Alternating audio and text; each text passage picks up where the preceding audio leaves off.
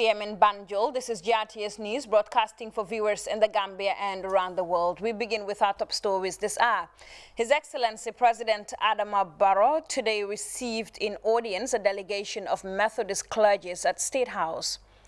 Officials of the Independent Electoral Commission continue to receive nomination bids from aspiring candidates in the forthcoming National Assembly election.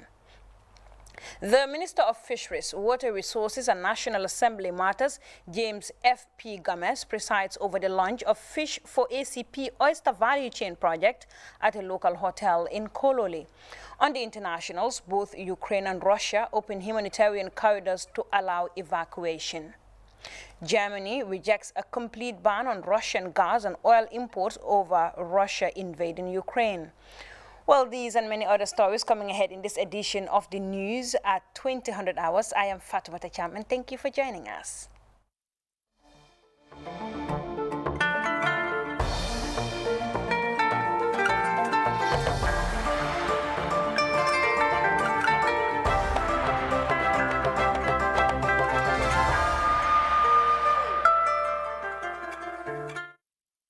GRTS News at 2000 hours. Now, the Methodist Church of the Gambia has reaffirmed its commitment to enhance existing partnership with government to promote education, health care and agriculture. This was revealed by the new presiding bishop of the Methodist Church, Reverend Bani E.F. Manga, as he led a delegation of Methodist clergies to the State House. Mamadou Diallo picks up the rest of that story.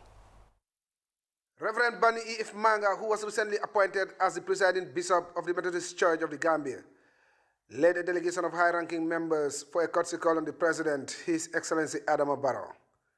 The delegation includes Reverend Hannah Caroline Falkheim and Claudiana Cole, amongst others.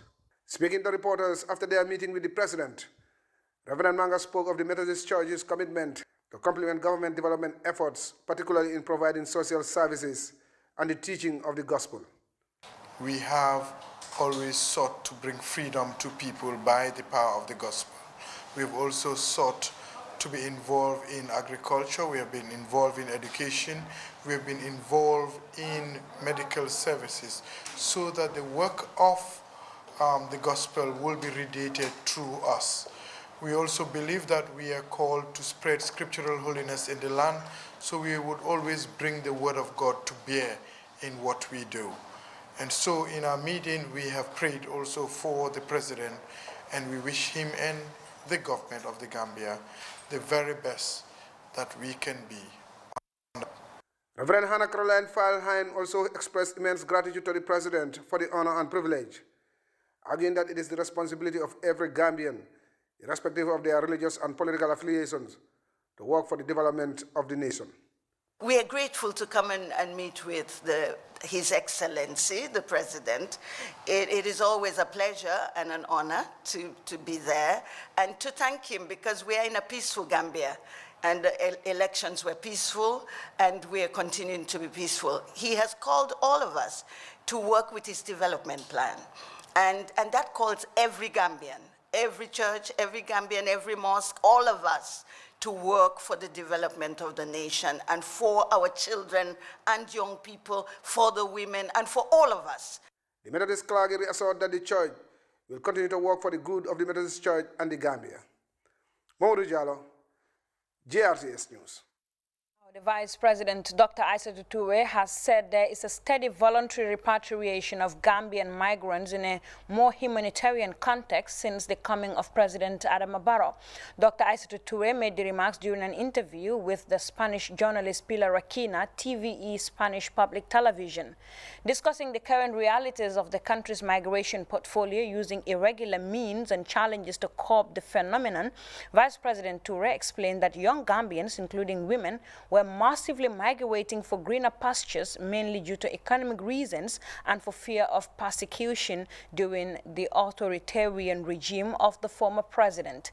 The Office of the Vice President is the chair of the National Coordinating Mechanism of Migration, which comprises relevant stakeholders working with international development partners in facilitating safe returns of Gambian migrants and migration issues, as well as policy formulation for government. Let's take a listen to this excerpt.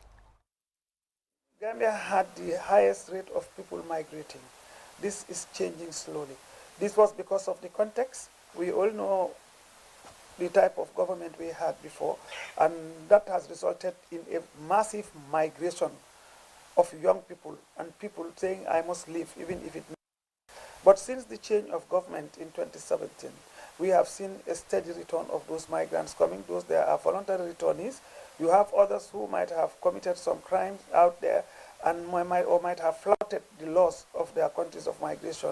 When they exhaust everything, they are also returned in a humanitarian way.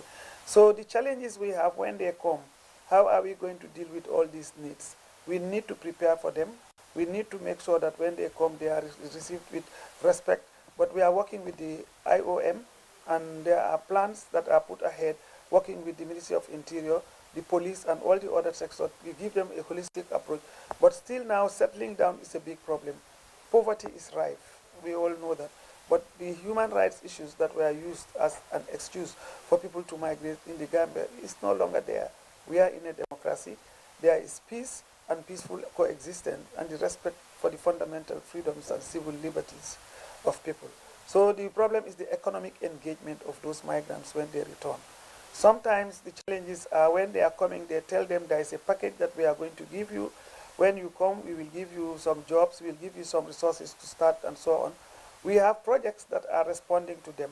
But most of the time, what I hear some of the returnees say is that they have not received their packages or they don't know what is involved. And I think we need to coordinate that in order to improve on that.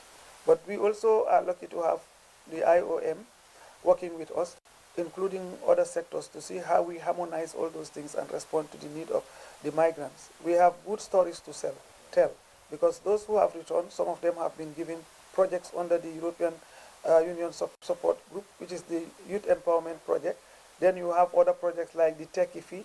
You have other projects where people come, they go back to their villages and they want to support them, and they are received.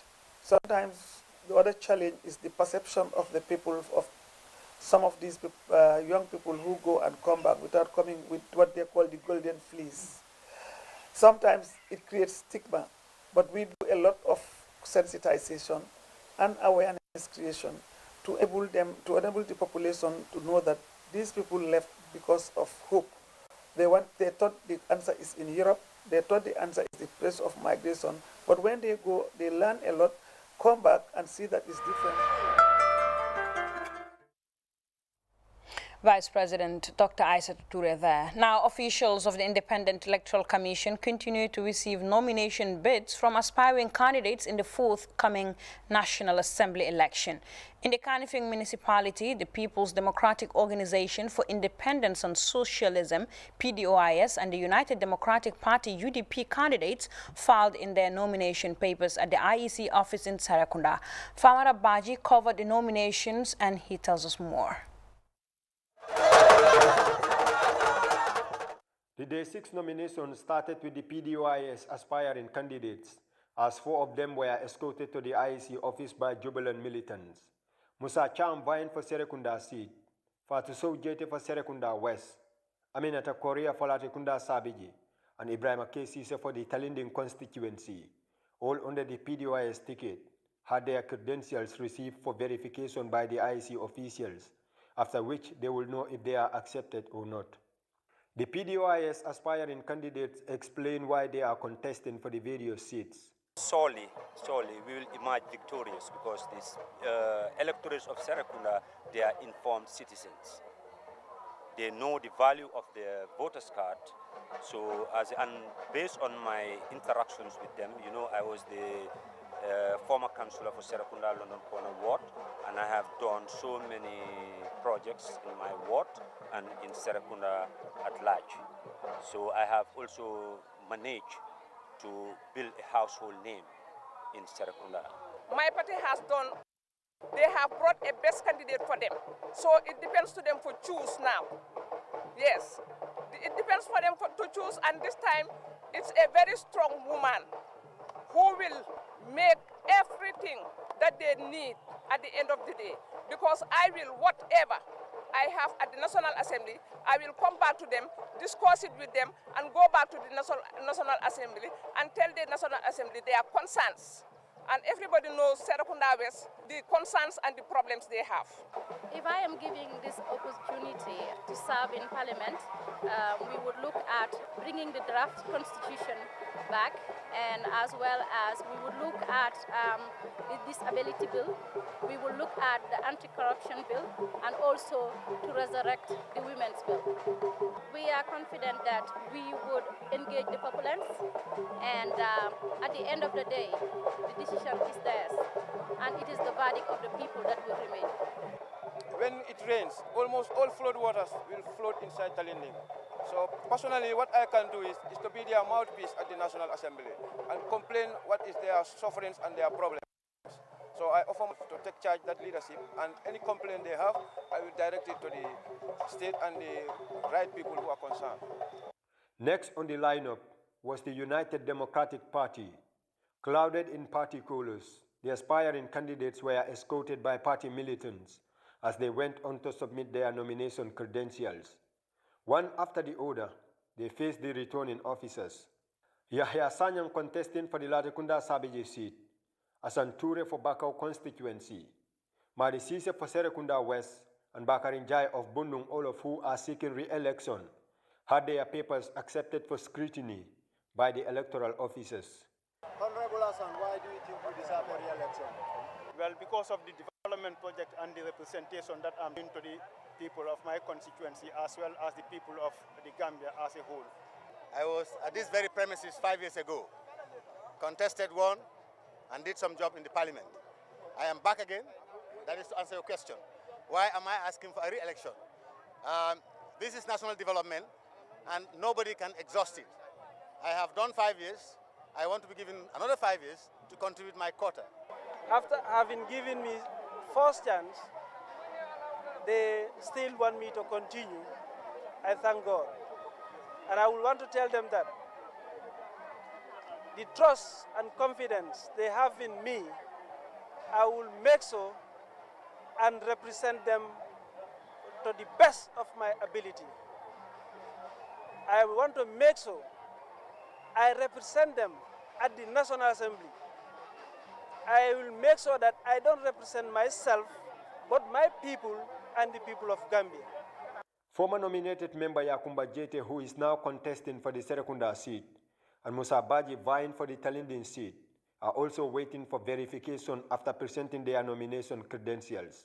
I want to continue serving my people, this time as an elected member of Parliament, to continue the work we've been doing as a 5th legislature, inshallah, and to do better this time around. I'm hoping this time around what we couldn't achieve in the last legislature, we would in this legislature, particularly a new constitution for the Gambian people. That's a strong for PDOIS. Tell us what you're going to do to ensure that you sweep that area. Well, I don't think it's a strong base for PDOIS. I think it was a strong base for Halifa Sallah in particular, Honorable Sallah, and he is retired, and I think even he would be excited having Yakumba Jaita replacing him. We go to canvass votes. We go to talk to people, sell our ideas. So this has to be a competition of ideas. Me, I have no problem with any of my opponents. My biggest enemy is corruption. My biggest enemy is malpractice. My biggest enemy is injustice. And this is what I want to tell the people, that I am here to ensure that the government is responsive to the needs of the people. Our institutions, national institutions, parastatals are doing what they are supposed to do. Because I, being at the National Assembly, I'm supposed to play an oversight functions on these institutions. And we know they should play a crucial role towards the development of this country, and which is not done. Out of the 7 UDP candidates who filed their nomination bids at the IEC Serekunda office, it was Ole Buba Jadama who has been referred for corrections on Saturday after failing the 1-year leave later. Nominations continue on Friday. Farmer Abaji, GRTS News. In Banjul, the IEC officials received nomination papers of 7 aspiring candidates for the April 9th National Assembly elections. 3 aspirants from PDOIS, 3 from the UDP, and 1 from PPP successfully submitted nomination papers to the IEC on Thursday. Ibrahim Ajala was in Banjul, and he now reports. The People's Democratic Organization for Independence and Socialism, DOI, was the first to file nominations for the party's aspirants in all the 3 constituencies in Banjul. Among them is Honorable Usman Silla of Banjul North, who is seeking a 2nd term in office. So I want to accompany Gambia, accompany Banjul North towards achieving what they are supposed to, what they deserve as a people, what they deserve as a constituency. And this is my stand. The interest of the people is my priority. It's foremost. My personal interest always is relegated. Comes last is the people. Politics is all about that. Come on, sacrifice. Suffer for people to enjoy. Wan Babukar Mboj and Mansour Foon are vying for the parliamentary seats in Banjul Central and South, respectively, chosen by the Socialist Party. I believe that Banjul Central deserve better than what we have right now. Not only Banjul Central, but Gambia as a whole. And one of the main reasons is to have a good country, a proper country, a running country, the parliament must function. Without a good parliament, you cannot have a functioning country.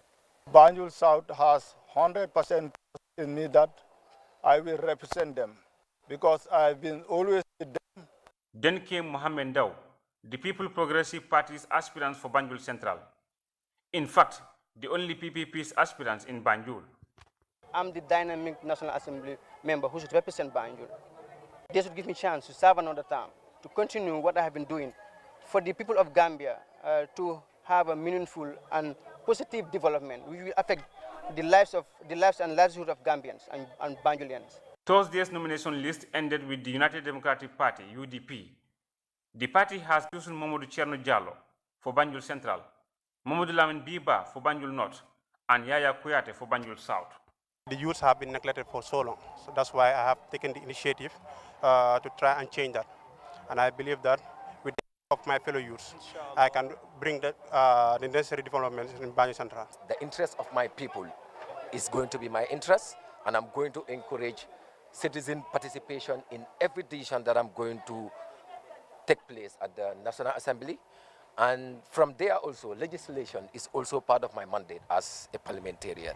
I'll make sure that making good laws of this country will be my priority, and make sure that scrutiny is also one of my mandate, to make sure that I scrutinize each and everything that comes to the National Assembly, more especially when it comes to annual budgets. When I'm elected into office, in my first 90 days, I want to create 50 employees through Banjul South only for the first time, because I want to create some stalls where they can sell fish. Banjul South, Banjul Habdai wort, Jollof wort, and Portuguese wort. The IEC returning officer in Banjul, Suleiman Diouf, advised the nominees to be ethical and law-abiding throughout the electoral process, and that the IEC has nothing to hide. Provisions that guide you, that you should abide by, and your supporters are equally required by law to abide by the provisions of this legal instrument we're talking about in the name of the Campaign Code of Ethics. Now that you have signed it, that means you have entered into agreement with the Independent Electoral Commission that you're going to abide by that. Nominations continue tomorrow. Ibrahima Diallo, GRTS News. With nomination matters, because more candidates file in their nomination credentials to the IEC regional office in Mansakonko for the April 9th National Assembly election. Usman Balde follows proceedings in that part of the country, and he sent us this report. In the Lower River region saw 6 aspiring candidates from the National People's Party filing their candidacy at the Mansakonko IEC regional office. The candidates brought all their essential documents for nomination before the regional returning officer of Lower River region, Lamin J. Jadama. After tendering their documents to IEC, both Lamin Drame, the candidate for Kiang West, and Lamin Sane for Kiang East, said they want to continue the ongoing development in their various districts. This is my first time to stand to contest in parliament election in this country. If the president has an aim and is working towards the progress of this community, definitely you have to be with the president. You have to support the president agenda if that's the agenda people of Chiang West they are looking for. So we are here for Gambian, that's my answer, and we are here to support President Barrow's agenda. My reason of contesting for this particular issue or for this particular candidature is something very clear, very bold, written on the walls, written on this, even on the sky, that development has just taken center stage, on the platform of this ruling party, that is the National People's Party. Aliu Balde, who is contesting for the Jara West seat, and the former Gambia Port Authority employee Fafa Sanyang for Kiang Central, both submitted their documents to the Mansakonko IC returning officer. They both told GRTs that if they are elected, they will work for the interests of their respective communities. This is also why I want to be in the House, because I'm seeing a lot of bills are coming in the House that are benefit of the citizens of this country. They are rejecting the bill. And Adama Barrow is here to develop this country. There are bills that go to the House that are useful to the community, to the people at large. But when it comes to the House, people think of something and then they reject the bill with no use. If I'm there, I will make sure I support bills which are very important for the people in the country. Parliamentary election is different from the presidential election. Parliamentary election comes with three aspects. You can see the background of the candidate and the candidate himself and the party. Some people, they just see the party to vote. Some people see the candidate. How this candidate is, some people see the background of the candidate. For me, I know I came from a big background in Chiang Central. I know in Chiang Central, inshallah, in April 9, I will come out with victorious. A big margin indeed. Haruna Bari for Jara East, an incumbent candidate for Jara Central, and Rebul Keba Jalo were the last candidates to tender their documents to the LRRIC returning officer.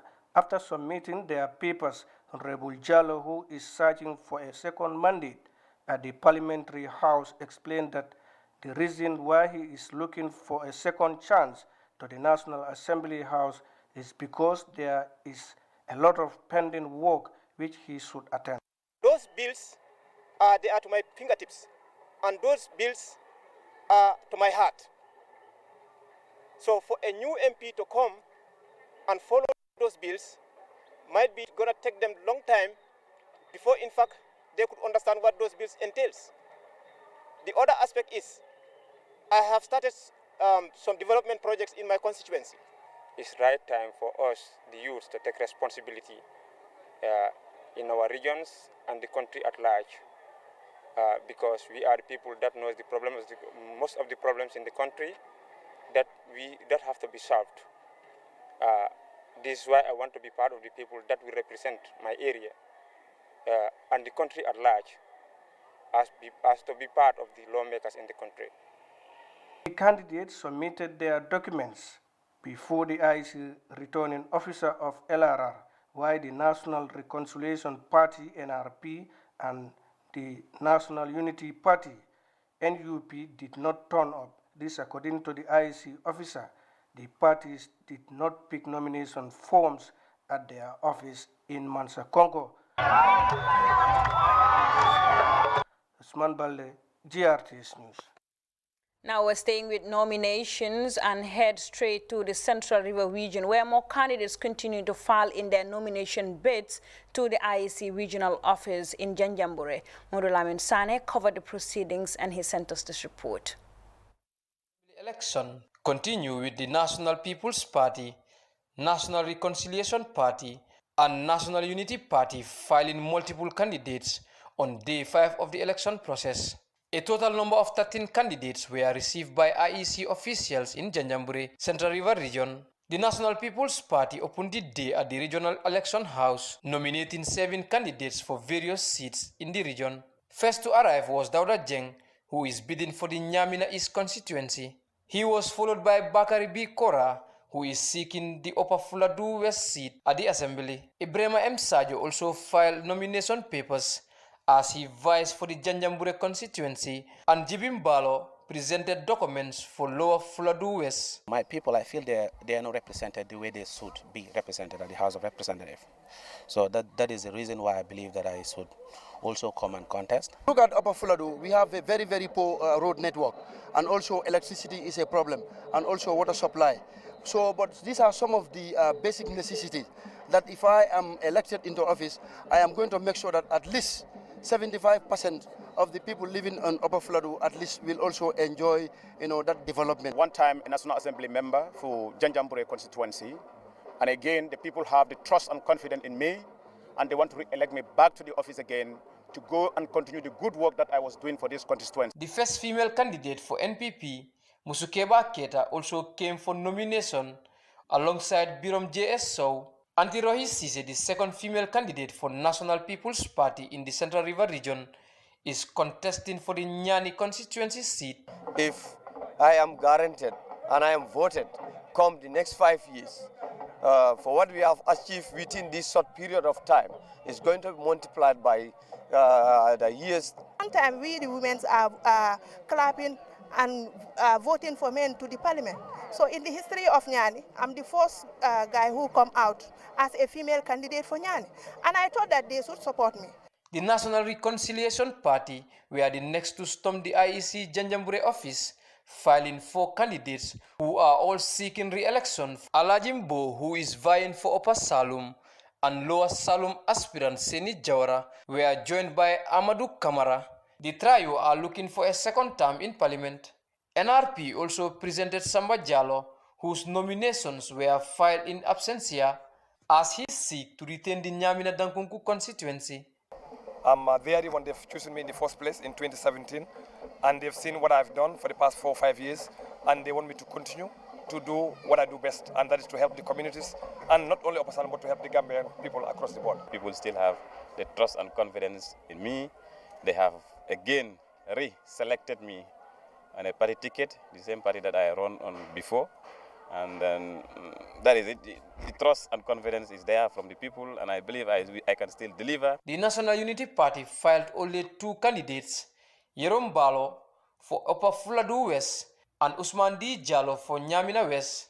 Yerom Balo's nomination papers were returned to him after he was asked to produce more support documents. We don't have water projects, and then we don't also have any infrastructural development, so Nyamina is left behind. Nomination continued with PDOIS, PPP, and UDP expecting to file in candidates. Modulamin Sane reporting for GRTS News from the Central River region. The exercise was also witnessed at the IEC regional office in Farafenni, and our correspondent there is Famara Kanyi, and he picks up the rest of the story. Party aspirant Omar Dabo of the Upper Nyomi constituency, accompanied by Ahmad Sar, chairperson of the National People's Party in the North Bank region. With party officials, the candidate presented his documents before the IEC officials. As part of nomination procedures, Esa Balde, the returning officer in the region, and his staff confirmed his documents, but Balde was quick to advise the aspirant and his supporters to stick to the nomination rules to avoid any form of conflict.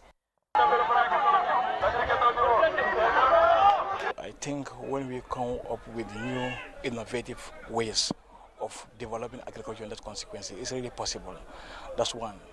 2, the fisheries sector also need to be somehow revived, which was, going fine then. So we want to concentrate on that also as well. His departure witnessed the arrival of another 2 candidates of the National People's Party, Alaji Jawara of the Lower Badibu and Salifu Jao of Chokadu. The 2 candidates were each received separately and have all tendered their documents with no objection. There were 17 aspirants who wanted this position, but as of now, 16 of them are with me here. Only 1 that went for independent, but the 16, they are all behind me and they are supporting me. The road linking from Kerawan to Njawara towards Mintakunda to be constructed as a tar road. And also for the people of Lower Badibu, particularly the north, to have electricity and water. These are my major key projects that I want to bring these 5 years to come. The National People's Party has officially put up candidates in 6 constituencies with the exception of Sabah Sanjal. Usman Toure, who served this position before, is back again for another mandate from his people. Speaking to the press, he disclosed his development plans. Obviously, I will represent my people to ensure that the tax they are paying is plowed back to them. I will also defend their right. I will also enact laws that will save their life in a better environment. Receiving the National Unity Party candidate late in the afternoon, Gina Ba, accompanied by a handful of her loyalists, was one of the aspirants to tender her documents. Gina is the only female candidate so far in the race to Parliament. Since we know politics, since we know Jokadu, we know Jokadu of men representing Jokadu and nothing is done. And for us, inshallah, with NUP and the women, we are going to empower women and change Jokadu. The last candidate to arrive at the nomination grounds was independent candidate Ibulo of the Lower Nyomi constituency.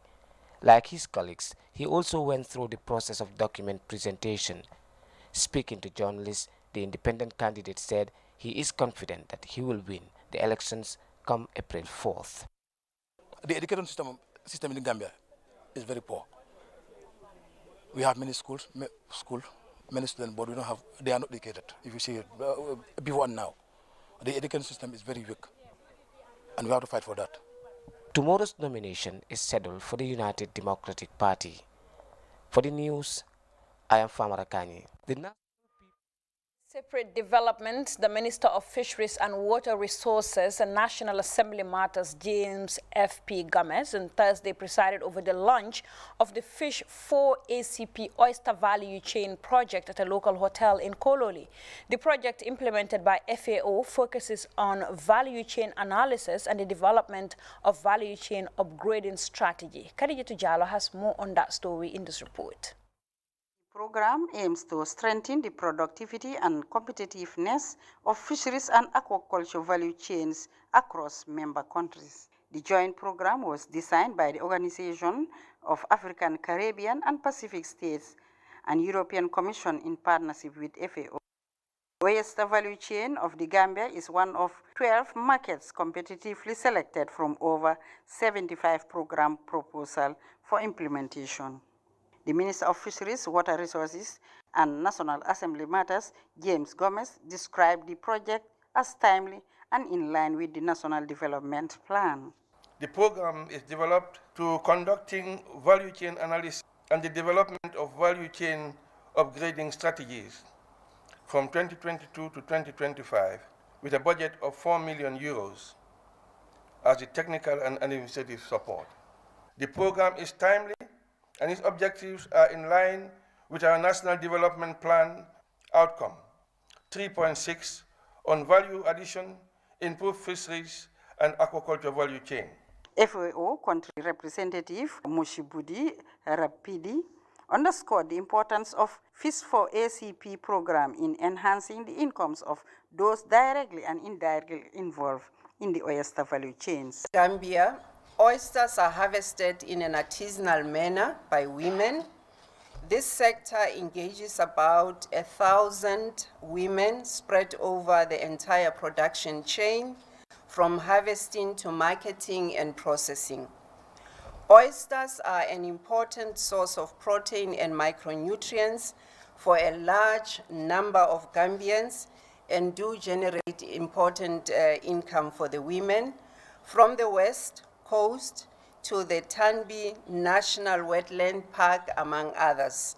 Ladies and gentlemen, the Fish 4 ACP program is intended to be inclusive. We are looking for sustainability.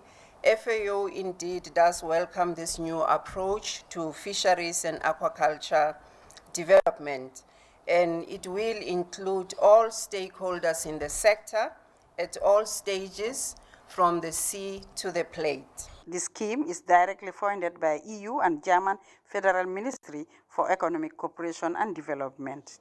The head of cooperation of the EU delegation, Stephen Hart, renewed commitments to support the project, which seeks to deliver positive changes in oyster production in the Gambia. Obviously, this project is not about doing the same activities than in the past. We want this project to elaborate an innovative approach to develop the oysters value chain sustainably, and we count on all of you for this to happen. Interestingly, the same project is being implemented in Senegal, similar project. And bridges and connections will be possible and should be beneficial on both sides.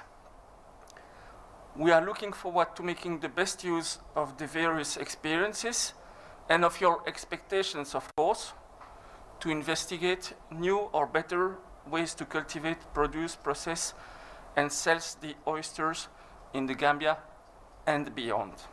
Fatou Jangha, the founder of Oyster Women's Association, expressed delight and pride in accessing the project, explaining that it will promote the lives and livelihoods of women, particularly those engaged in oyster harvesting in the country, with equipment and innovative techniques. Khadijatu Jallow, reporting for GRTS News. You're watching GRTS News with me, Fatoumata Chan. We'll head for a short break. The news continues in just a moment. To stay. New update from your favorite GSM operator, AfriCell. For all of you that have struggled to buy cash power beyond $7,000, AfriCell has done it again. The limit to buy cash power is now up to $30,000. Oh yes, $30,000. Buy all the cash power you want from your AfriMoney account by dialing *777#.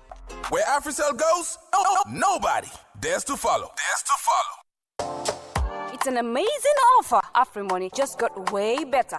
The threshold for cash in and cash out on your AfriMoney has been increased. Where it used to be 10,000 per transaction, now it has been increased to 30,000. Meaning, your AfriMoney account, you can now withdraw and deposit up to $30,000 at once. Cashing in and out just got 3 times easier. For more info, call 777. Where AfriCell goes, nobody dares to follow. Modu came in to buy some bathroom floor tile, but once he laid eyes on our basins, he fell in love with a stunning basin and with a breathtaking faucet. With a brand new mirror too, at a bargaining price. So, I got a bathtub too. Oh yes, he picked up a bathtub too.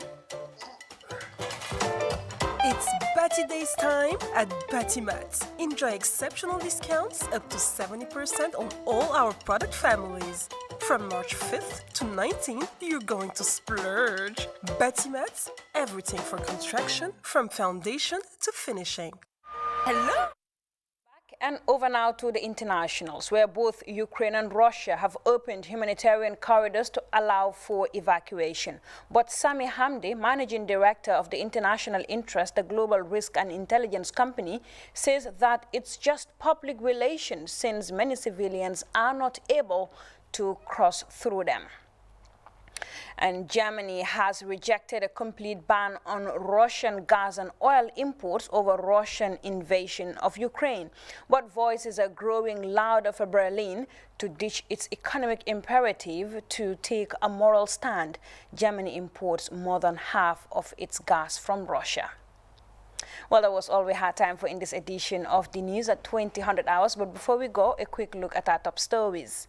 His Excellency President Adama Barrow today received in audience a delegation of Methodist clergies at State House. Officials of the Independent Electoral Commission continue to receive nomination bids from aspiring candidates in the forthcoming National Assembly election. The Minister of Fisheries, Water Resources and National Assembly Matters, James F.P. Gomez, on Thursday presided over the launch of Fish for ACP Oyster Value Chain project at a local hotel in Kololi. On the internationals, both Ukraine and Russia have opened humanitarian corridors to allow evacuation. And Germany has rejected a complete ban on Russian gas and oil imports over Russia's invasion of Ukraine. Well, that was all we had time for in this edition of the news at 2000 hours. Enjoy the rest of our programs, and I'll be back at the top of the hour for a more detailed broadcast of these and other stories. Enjoy.